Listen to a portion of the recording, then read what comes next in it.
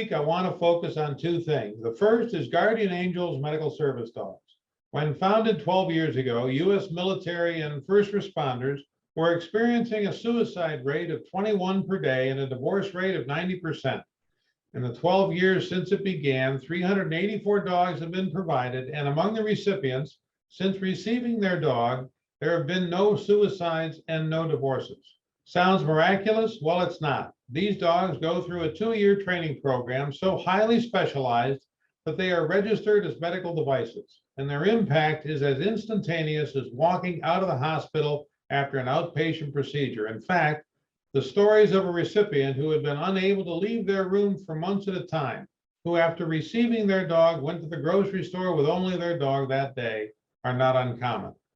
These dogs give a parent back to a child back to a mom or dad, a spouse back to their significant other, and an otherwise reclusive individual back to a community, which is why our board of directors continues to support this organization.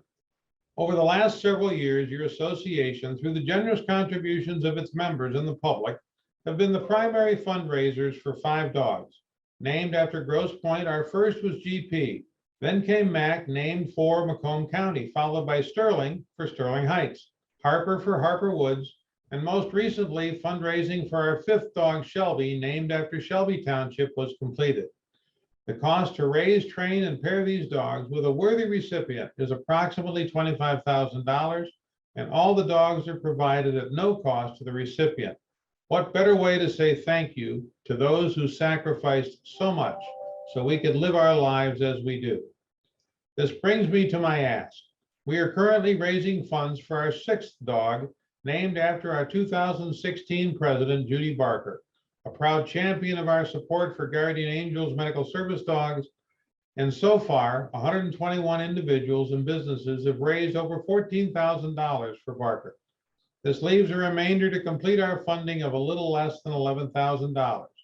While this seems a substantive and intimidating amount, I do want to share that one of our brokers has agreed to match whatever is contributed between now and our general membership meeting on August 31st.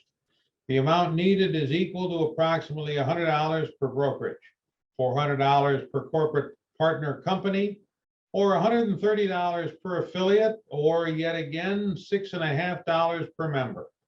A link on our website will take you directly to our donation page where you can make a contribution that will give you the full benefit of your charitable contribution and be allocated to Barker.